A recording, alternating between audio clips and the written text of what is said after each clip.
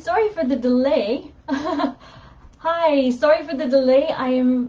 We had a technical difficulty. I went through the whole thing and it didn't pan out, but I'm here right now. My name is Charlotte. I am here with Colorful Teaching for Youth. Thank you so much for joining me. Today we're going to be talking about stress. And before we talk about stress, since you or your children may be stressed out, I have a little joke for you. Why do bees have sticky hair?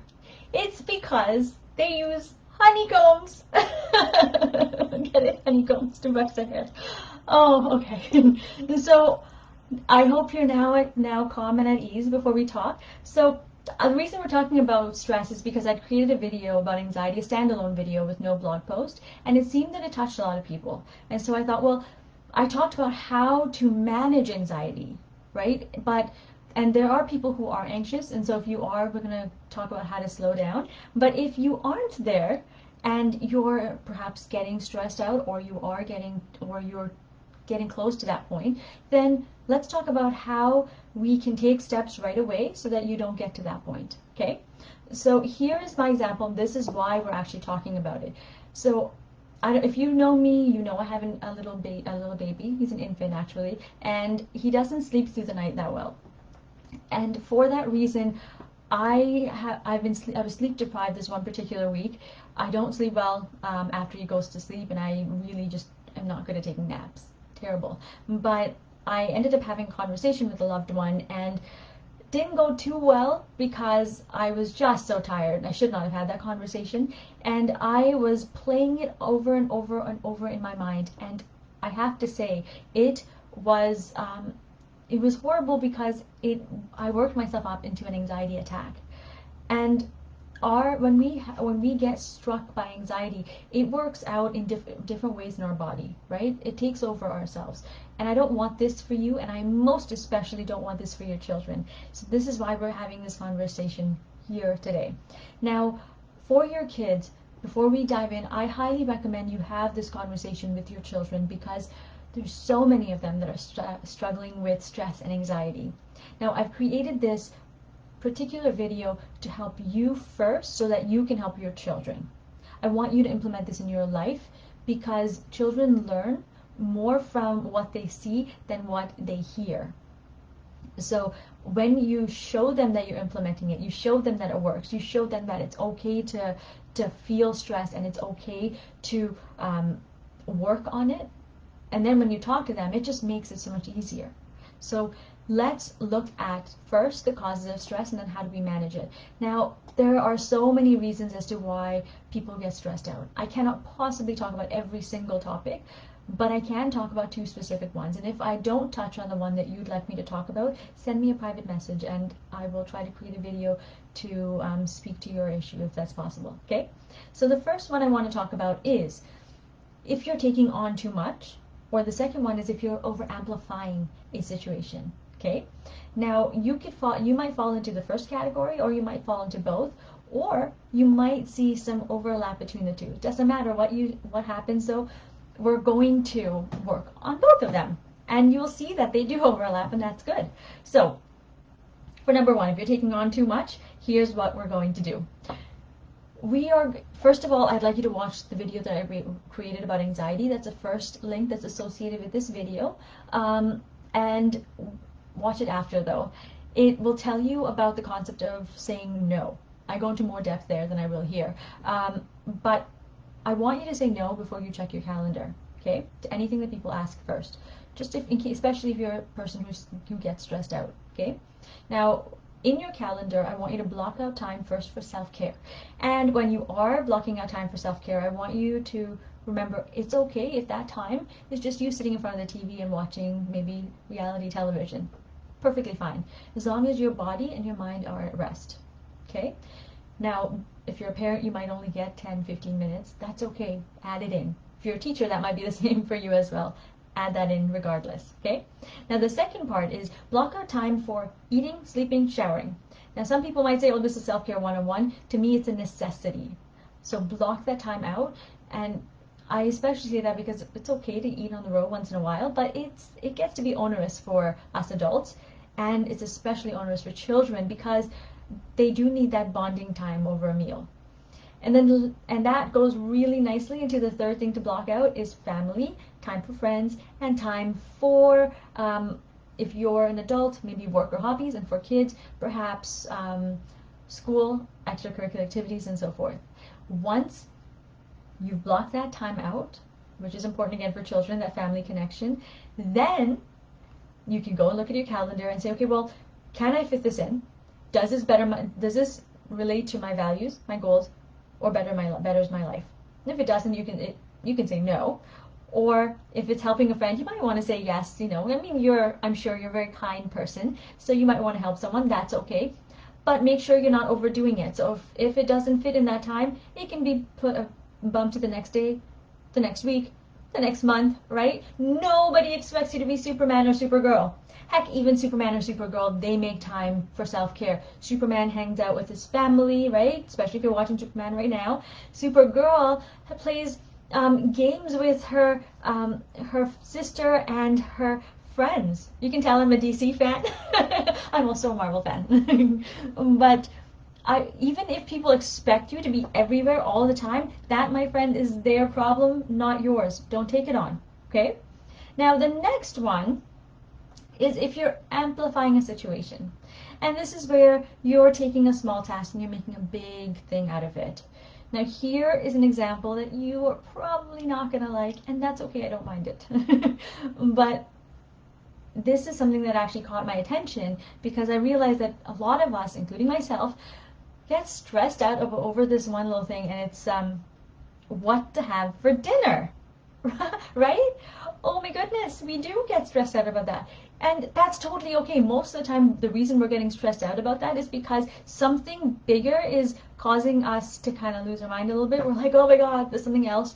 And that big thing is causing other smaller things to just become much bigger. And I totally understand it. You're human. You are allowed to have your emotions.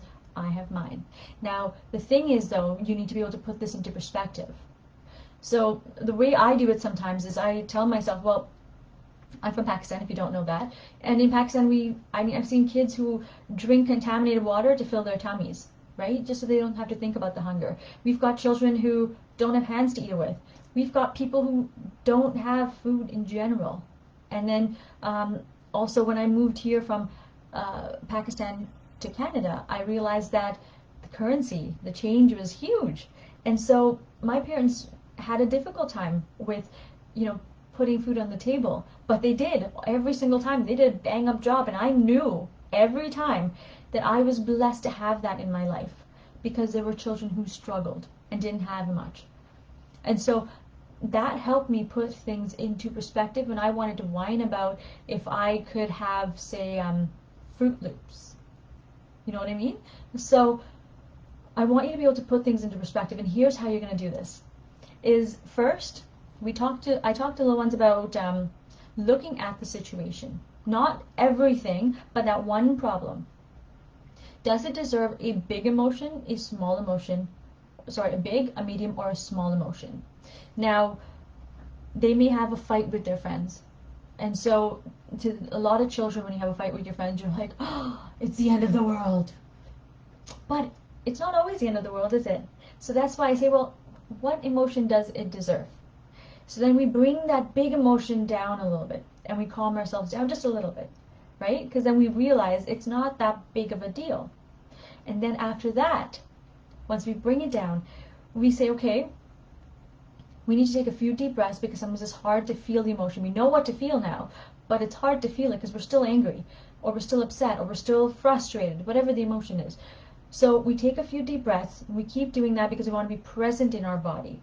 Once we are calm, and we're able to feel that level of emotion that we've assigned to it, then we move on to the next part. And that's when we do some research, or we call a friend, and we put things into perspective like I talked about. Now, the very act of doing that is going to bring your emotion, your perspective a little bit down so that you're not, things aren't being screamed out in your head. You're not just like, oh my gosh, I don't know what to do, right? You know what to do. Now, when you call a friend, this is the tricky part. I really want you to remember that you don't want to stay in a cycle of just talking about the issue. Because if you keep talking of the issue, you're just living it over and over without an outcome. So come up with a plan, a strategy to move past it. Okay? Now, what I would love for you to remember is my takeaway here is remember to assess the situation in regards to emotion, big, medium, small emotion. Which one does it deserve? Take a few deep breaths, be present in your body, and then put the task into perspective, research or call someone. Now the last one, this one may seem a little bit weird to you. This is something that doesn't matter which one you're feeling. If it's too much or you're over amplifying a situation, I really want you to do this section. So I've put it all on its own. Now, when something's weird, I call things hokey pokey. So if you hear me say that term, it just comes out naturally. So I've been making a lot of time to try and integrate self-care into my life. I try to just be with myself for a little while. So I've just started watching a new show, for example. And when I'm able to be calm, I take out my gratitude journal. And if you need gratitude journals, I've got the third link. It's got gratitude journals for you. But if you can take out a pen and paper and do this as well, is write down everything that you're grateful for. Now, let's take a quick moment here. You might be saying, well, I don't know if I'm grateful for anything. I'm overly stressed out, or my kids are overly stressed out. Okay, so here's what I like to do, is I realize that I'm blessed to have this stress, my friend. You know why I'm blessed to have this stress? This is the hokey pokey part. Is because my life matters. It means I've got things going on. You've got things going on. We've got things going on. And if we've got things going on, it means something's happening. Our lives matter enough that we have something going on. There are people that don't have anything going on. They just sit there and they're like, oh, I don't know. You've got things going on, that's why you're stressed out about it. You've got nothing going on, that's why you're stressed out about it, you gotta do something about it. But your life matters enough for you to have it. So, realize that this is important and be grateful for that stress. And then after that, when you're grateful for the stress, be grateful for everything else in your life, because you've got some awesome things going on. Right now, I'm grateful for the sunshine right there. I'm grateful for my life. I'm grateful for my family and my friends. And I'm also grateful for you, because you're here with me, and so I'm not doing this by myself, and I'm so happy, because I was a little frightened about doing this right now because it didn't work out the first time. You're here. I'm here. We're here together. Yay! So be grateful. Enjoy this moment. Okay? Take this time. This could be part of your self-care.